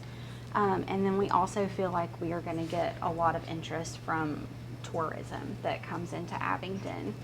Pet therapy is proven successful in alleviating symptoms symptoms related to depression, anxiety, PTSD, chronic pain syndrome, and other conditions. Not only do we house cats in need of placement, but we also provide opportunities for individuals who may not be able to own their own pet to seek the benefits of having the benefits that you get from having a pet. But they don't have to necessarily rely on like providing vet expenses. There's also other reasons that people can't own their own pets. Renting is a huge issue from people that we have spoken with. Either it's not allowed or the pet deposit is just unattainable for them. And then also we've spoken with people who have members of their household who have severe cat allergies, so they can't have a cat for that reason. So this is our most our most popular event currently. It's called the Paint and Purr. We usually have anywhere from about 6 to 15 participants at a time. Our experience is very affordable. We only charge $25. You come in for a 2-hour guided paint session and you get to play with the cats, give them treats, and just interact with them. We also offer birthday parties. So you can come in, book us for a private party. We offer several different activities, so you can do a cat-themed game, you can do a paint and purr. We also offer like a storytelling session for younger children who may not be able to participate in a full paint experience. Thanks to our community support and desire for our business to launch, we have come a significant amount in such a short period of time. So this is what our space looked like in November of 2023. We held our first event at the end of November, and then this is just a snapshot of what our space looks like today. If you look, you can see Toulouse and Alfie in there in the corner. Those are our residential kitties, our permanent residents. We plan to grow. We are currently self-funded. I work full-time and Emily does too. We are in healthcare. Outside of that, we pick up extra shifts to provide additional funding. And then we also receive funding through our events that we hold. Our most popular events currently are the Paint and Purr and our Catnap Yoga. We plan to launch additional events such as Girls Night Meout, our Silent Book Club, and the Slumber Party. We are also planning to launch a crowdfunder. This will offer unique perks for customers who are willing to invest in us, as well as permanent advertisement opportunities for local businesses that are willing and able to offer support. So these are a few of our cats. We currently have 8 cats. Tomorrow we will have 2 more coming to live with us, and then we are fostering 5 kittens in our home. So this is Kevin and Ronnie, they're siblings. We call them the twins. And then these are permanent residents, Toulouse and Alfie. Toulouse is the star of the show. He regularly zoomies around the room. He provides a ton of entertainment to people who are coming in for events. Alfie is our snuggler. He will greet any stranger as they come through the door. So these guys have provided a lot of benefits to customers who have come in, but also they help socialize the newer cats that are more shy and show them that they can have positive interactions with people who come into our building. And then last but not least, we have Frankie and Wasper. They are a sibling group to Kevin and Ronnie, who were first pictured. They're a little more shy, but they're coming around. These are just a few of the cats that we currently have, and just a few of the cats that we plan to really make a difference for. And that is all. Thank you. We are in Abingdon off of exit 17 on Gravel Lake Road up behind the rock quarry. Thank you. Thank you. Any other questions? You spoke about like foot traffic. Is there like a daily fee you can pay? Because I know you spoke about events. Are you planning on doing something daily too, or is it just gonna Yes, be we want to be open during normal like business hours. Our goal would be anywhere from like 12 to 7 or 12 to 6, and then provide our events between 6 and 8, 6 and 10. And then also what we would like to do is partner with local food trucks. And hopefully that will kind of add to the cafe aspect and we can focus on keeping cats healthy, happy, and socialized. Gotcha. So it would be like an hourly thing or like a daily thing? It would be an hourly Hourly, okay, thing. gotcha. I have a cat I rescued. I was going to rescue her and get her better and give her away. And by the time I got her better, I couldn't give her away. Foster fail. It happens all the time. Foster fail. That's exactly right. How horrible. Okay. You get so much love. Angelina and Andy. Don't be nervous. I'll be fine. I spent the past hour being nervous. Yeah, don't be nervous. Nothing to be nervous about. No. Okay, so who is gonna need? Yeah, we can move. Yeah. Jack loves Cindy. Cindy, He loves you. can they both use a microphone? Is it like going, is it good? Yeah. Where are you standing at? Oh, yeah. I don't know which direction. I don't know. Where do I stick my mother? Oh, I like the way. And put it over here, Okay. and then just Mama have her on. Yes. She's got hers, so hopefully. All right, I'm gonna help her just grab them. All right. Are you putting it on the judges? No, right here where the laptop was. Can you unwrap the other one without dropping stuff? Are you putting these here? No, I'll do it. Just leave it right here. All right, don't get too excited. Oh, it's a party. Right, Zach. Why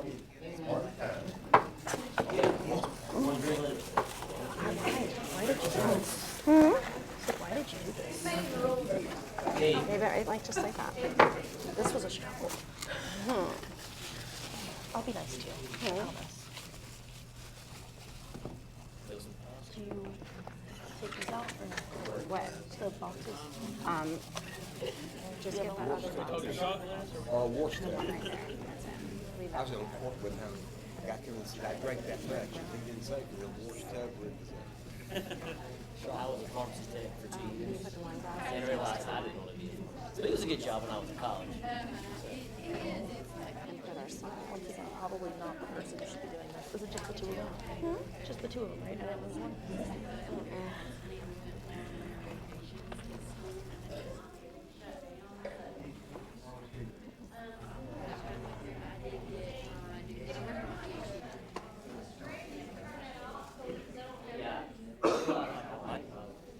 Is your mic on the left or right side? The left. Okay, I'm standing on your left. Ma'am, thank you so much for turning off. I was like, the boy over there. Open that. I do not know. Is it okay? Oh, you can just leave it closed. Just open it. Do what now? Just open it. How does You feel like a lot of issues can be solved with just like diet and nutrition.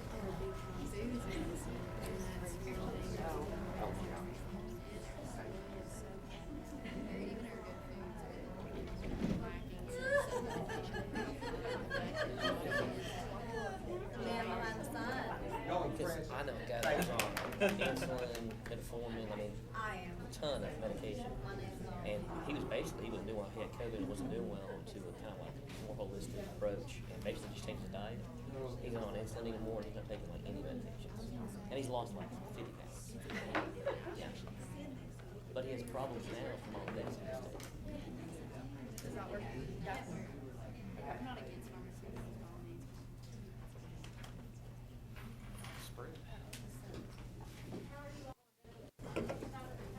Yeah, we're gonna be just there and here.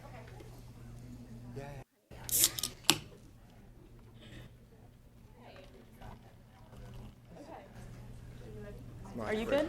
Yeah, I have honey all over my hands. Do you have a nap? There's napkins in there. Is there not? It's This is a right. If great you see start. me going like this, I got honey on my finger somehow, so I'm all. It's. I'm good. Do you want to wash your hand really fast? Go ahead, go rinse your hand. That way you're not bugging with it. It'll keep you less distracted. I'll entertain everybody. I'm kidding, but Oh, yeah. You should try eating it. Eating it is it's so much better than it looks. I'm getting it. A lot of people are like, oh, it's pretty. It's so pretty. It tastes so much better. All in favor? All in favor? Well, I did the presentation, let's see. Aye. Okay, you're back. Go ahead. Alrighty, hi guys. Are we ready to go? Okay. Alrighty, everybody. So we are Platter and Port.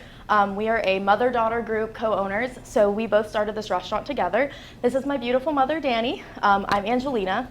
A lot of people ask us when we tell them we're a restaurant owner, what is our business? What is our restaurant? We are a charcuterie and wine bar. We specialize in specialty meats and cheeses as well as local and imported options. Same with our wine collection. But we really try to give people very exquisite dining options at a very affordable price. That way, things that you've never tried before, you get those new flavors. You get to try them out. For example, how many of you have been to Germany? Raise your hand. Okay, so 2, 3 people out of how many? Have any of the people who didn't raise their hand tried a Black Forest ham, a true Adler Black Forest ham before? Probably not many. But you can come into us and try it here in the comfort of your hometown and have what we like to joke, a bougie casual experience where you get bougie food, but you can be casual. So Mom, why did you start Platter and Pour? Would you like to share? Well, I grew up with meat and cheese on the table from an Italian family from Sicily, and I was the only Floridian in the family because through Ellis Island, where do they all go? New York. So I grew up with meat and cheese and all types of wine at the table, not for me. And they grew up with the same, but the wine was on the table for me. Not for me. When you have 4 children, you want to drink the wine with the meat and the cheese. And when we moved up here 5.5 years ago, we had a hard time trying to get the meats and the cheeses that we were used to in a big city. So once we found them, we started sharing them and people started coming over to our home, and pretty much that's how Platter and Pour was born. You come into our restaurant, we're gonna bring you back to the wine bar, we're gonna have you taste the wines just like we would if we opened 3-4 bottles at home at the table and said, oh, try this one. Now try it with the meat, now try it with the cheese. Here's chocolate. So when you look at our boards, you're gonna see sun-dried tomatoes, meats, cheese, jams, chocolate, honeycomb. Everything that would pair nicely with red wine, white wine, or even sweet tea and Coke. We are located in the Abingdon Commons, and yes, we are the only business in there that has real Coke. It's not natural. We joke that we supply it to a health food store because their employees will come over, and it's a great time. So our philosophy is really a relationship business. We treat everyone that comes in the doors as family. We welcome them back as family. We don't take orders. We talk with them. We just laugh with them. And what is the best thing to do, when you have this, is always around food. Yeah. So not necessarily wine, but food. Very good point. Now, it is not only just for locals though. We are so excited for the pickup season because our stuff caters to both locals and tourism. We are located, as she said, on Commons and in the Commons on Main Street and Cummings. And it is the perfect foot traffic area for people coming in from the Barter, people who were just at the Creeper Trail or going afterwards, people who are staying at the Martha Washington and looking for different dining options.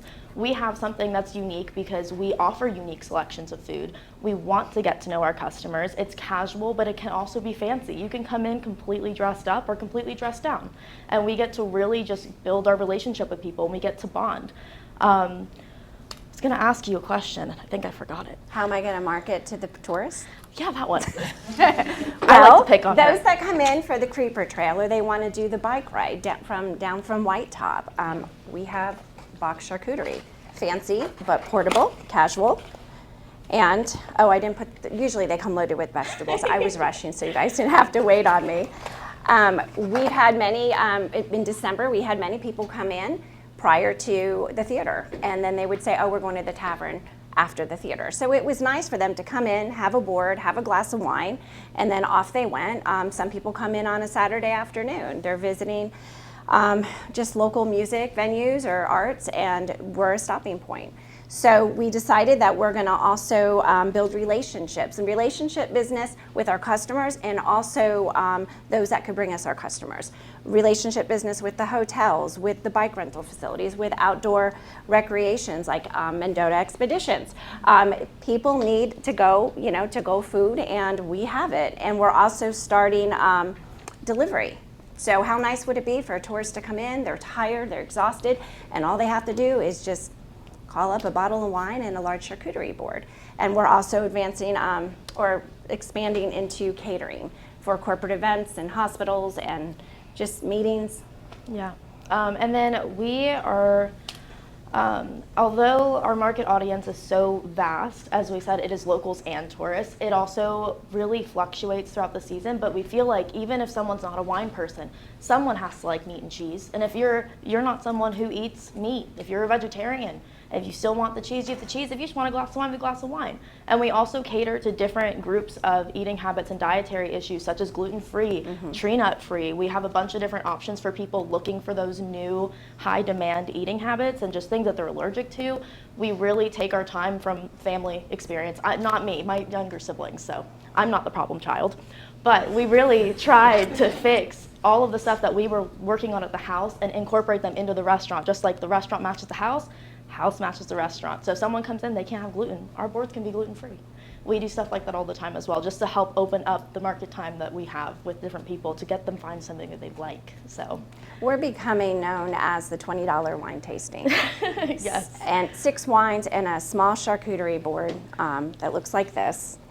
And they're fine wines. You'll find these wines in any fine dining establishment that we have in town, but I do source wines that they don't have, just so people could come to us for something different. But 6 wines and a charcuterie board, and it's $20. And we've seen them around town for $65, $75, and why? Yeah. We can do it at cost just to bring people in, let them taste some wines, and they keep coming back, and they have a great time. Yeah, and that is our favorite part.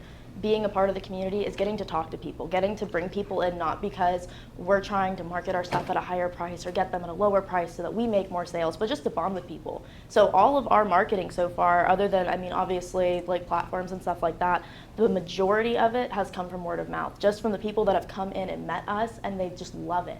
And we get so thrilled to share that with people. So then they go out and they tell their friends, oh my gosh, hey, I really like this wine there. You should try it. Oh, hey, you have a party. There's this really nice wine shop you can get it from, and you could sit down and eat while you buy it. So she wasn't this excited prior to turning 21. No, I wasn't. Now I know what it all tastes like. So now I get to and talk about it. And she can taste. Now she understands it all. What we're looking for are really dollars for marketing. We need print. We need a sign. This isn't going to cut it for us. We need custom wine bags. We are learning through the slow season. January and February, we found out afterwards, is the slow season. So we're starting to learn, but that's mostly what we need is just print work, brochures and pamphlets and whatnot to reach the tourists and also the locals as well. Yeah. And that's it. We're platter and pour. And you guys can enjoy these if you'd like. Hey, my fiance's over there going, no, I want to bring him home. I'm headed that direction. Oh, here, you want something? Judges, do you have any questions? We can just put it to the side. Is she the problem child? No, I'm not, actually. No. I was the easiest, and I tricked her. She her. was the reason why there were 3 more children, because she And was then she easy. learned the hard way that she cannot replace me, hence why I am here with her. So if you're providing the taste at cost, are essentially you making the profits from just selling David's bottles of wine and the cheese and the rest? Yes, and I think almost we've probably seen about 70% of the people who attend the wine tastings come right back. Can you buy that like an actual kind of spread, so to speak, to go home with you, or you get to buy it like individually, buy like cheese? Oh no, we sell the boards like this, and what's unique about our restaurant is you actually can design your own board. So somebody can come in and pick 3, 5, or 7, and we could either box it up. We have larger boxes, or they can enjoy it there. And the other thing that we also do is most of what we sell, we can sell by weight. Yeah. So they can come in and say, I want a blueberry elk salami, and I want, by the way, this is the Black Forest ham. It looks like phenomenal. prosciutto. It tastes so they can go very home similar. and create their own charcuterie board. And our license is by the glass, or we can also sell a bottle retail. and that's how we're able to deliver. Piggyback off of that, that is something that makes our boards really unique, is that you get to pick, if you do a pick five of anything. It could be all cheese, all meat. You pick the sauces, the jams, all of that comes for your choice. That way you guys get those experiences. Awesome. I like it. Thank you. Any more questions? Well, thank you very much. You want them over here still? Yeah, I'll just move it out of the way because you said No, you wanted to do a in order to picture, get right? a complete You don't want to. Review, diagnosis. So, that is the end of our pitches, and I am very impressed with all of the contestants in the Business Challenge this year. It seems like this is our 11th challenge, and it seems like they get better every year. So thank you all for participating. Don't leave. We need a couple pictures, and the judging will collect these scores and put them in a spreadsheet. There is a best pitch award presented on the third Thursday of March the 21st. March 21st at That sounds 7:30 like springtime on my. at the Higher Education Center. I think the 23rd is when the time. So Nita will be sending out, I'm sure, an email, and please, if you're coming, RSVP, let us know how many people are coming so that she has enough food to feed everybody breakfast for the presentation. Sandy, any Just comments? remember, tomorrow by 5 p.m., they need to email your business plans to the Washington Challenge. Yeah. The email address is in your materials that we emailed the business plan. Tanya, any comments? I don't think so. For any of you who might be interested in some marketing dollars, the Virginia Tourism Corporation right now has a micro business grant available. It's a 1-to-1 match. So up to $20,000. If you had $800 laying around that you want to put some marketing into, they'll match that. So be sure to check that out. It's on batc.org, and it has a listing of all of the grants that are available. If anybody's interested in a 2-day festival of some kind, you can also get some money to help offset costs for that. I would recommend that you work with partners if you have that ability on some of those marketing dollars. If there's other people you could bring into the realm and share the cost, and then apply for more money. So I think that would be a smart way to look at that. This is one of the, just since COVID, Virginia Tourism has started allowing small businesses to apply for these grant monies. Before it was always the DMOs or the destination marketing organizations. So if you can take advantage of that, that would really be a nice way to make your dollars go a little further. Questions? Anybody have questions? Okay, so let's go outside for a couple.